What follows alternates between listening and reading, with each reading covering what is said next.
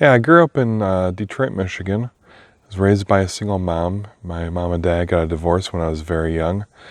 My home life was very angry. It was very violent. Um, when I was 12, I started using drugs, joined a gang. By the time I was 13, I was selling drugs and very heavy into getting high, using drugs, skipping school, getting into fights. I remember when I was in 8th grade, I got suspended 9 times for fighting. I was constantly in fights, constantly getting suspended, constantly angry. I hated everything. I hated everybody. I just hated the world. I would especially pick on Christians.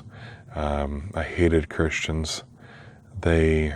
To me, their life was perfect, and that wasn't fair. Why was I living in such a violent home in such a hard way, and their life seemed easy?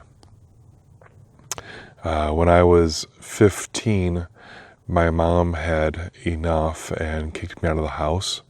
I lived on the streets for about a year, lived homeless. I would sleep in clothing donation bins or friends' cars. Sometimes my friends would sneak me into their house at night, let me sleep there. But most of the time I slept in the back of a church in a clothing donation dumpster. When I was 16, I got an apartment in Detroit. My father started giving me my child support, helped me get an apartment. So I was living in Detroit, very big into the gang, very heavy into the gang.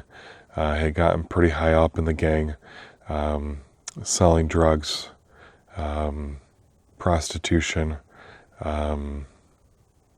transporting drugs, sometimes from Kentucky up to Detroit, and very often from Detroit out to the suburbs, to the New Baltimore area especially. I had been arrested a handful of times as a minor, had spent some time in juvenile detention, had some time in the boys' home. When I was 18, or just before I turned 18, I went to jail for retail fraud. I had stolen golf balls from a Kmart outside of Flint, and I was arrested and given a warrant to show up for court. I never showed up, so a warrant was put out for my arrest. A year later, I was back in Flint on my way to go camping, and we got pulled over. And it was at that moment that it dawned on me, as we were being pulled over, it dawned on me that I had a warrant out for my arrest, and I knew I was going to jail. But I figured I would be out in a day or two. Didn't think it would be a big deal, and so they arrested me. I went to jail, and I was in jail that time for 8 days, which wasn't the longest stint I had ever served, but during that time, God was working on me.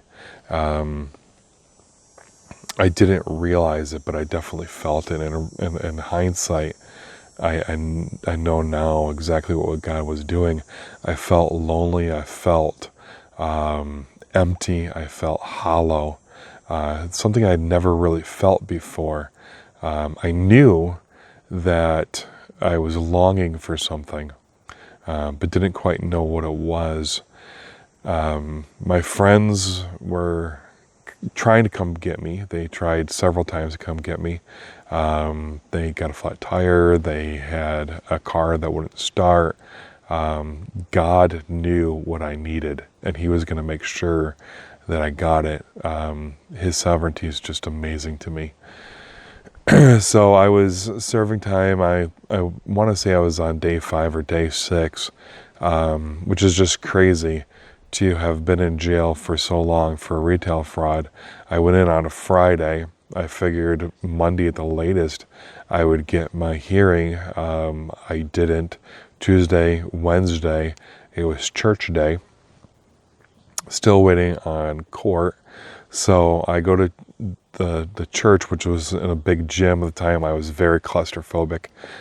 Didn't like being in close spaces, and I was given the choice to either go to church that was in the gym, or go to my cell for lockdown. Our jail cell was very small. We had 6 guys sleeping in the same room in 3 bunk beds with a toilet/sink in the corner. So there wasn't any room to move around, sharing such a small space with 5 other guys. Church in the gym sounded a lot better. So I went to church. I don't even remember what the pastor was talking about that day. But I do remember at the end, I remember him talking about the realism of God, the real presence of God, and how you can know, you can feel him there. It's a feeling that just can't really be explained, but it really piqued my attention. And he asked if we were Christians, and he said, if any of you have not experienced God, if any of you have not felt the presence of God, raise your hand. And my hand went up, almost as if it was on its own. It was really crazy. I almost pulled it back down, and my hand had a mind of its own, kept going up. So he invited me to the front of the room with a couple other guys, and I stood in front of the room.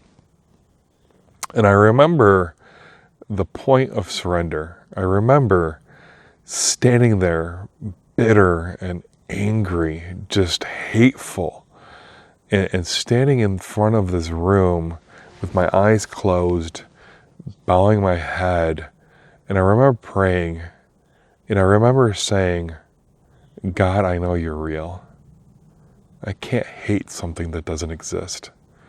I can't feel this much anger towards something that doesn't exist. I said, so God, I do believe in you. Show me that you're real. Show me that you're there.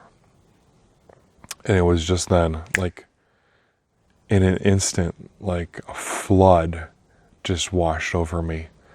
All my pain was gone. All of my hatred, my anger was washed away in an instant. It was an experience unlike anything else. To this day, I'm no longer claustrophobic. To this day, so many phobias that I had are gone. They were washed away. So afterwards, I went to the pastor and I told him the experience that I had, and he was very excited. And he asked the guards to have just a few more minutes with me, and everybody else went back to their cells, and him and I sat, and he pulled out the Bible, and I told him, I said, I believe in God. I do. I believe in God. I believe that Jesus Christ and what the Bible says about him is true, which I didn't really know much about what the Bible said. I knew in my heart that it was true. And I said, but there's no way. There's no way that he's ever going to forgive me. There's no way. You have no idea the things I've done, the hateful things I did. I was truly a sociopath. I had no feelings. I had no heart, no anything. I was sick. I said, there's no way that God could forgive a person like me. And the pastor sat down with the Bible, and he opened the book of Acts, and he showed me this guy named Saul, and he showed me his testimony. He showed me the things that this man Saul had did. And he showed me how this man named Saul became a man named Paul. How Jesus Christ forgave him of doing these terrible things, of hunting Christians and killing Christians. And he said that the pastor said that God's forgiveness has no limits. God's love, his mercy has no limits. He does love you. He does forgive you. I started crying, and man, before that, it had been years since I was able to cry, and I just started bawling my eyes out. I said, I want forgiveness. I want to live for him. So that day in a jailhouse gym, I got saved.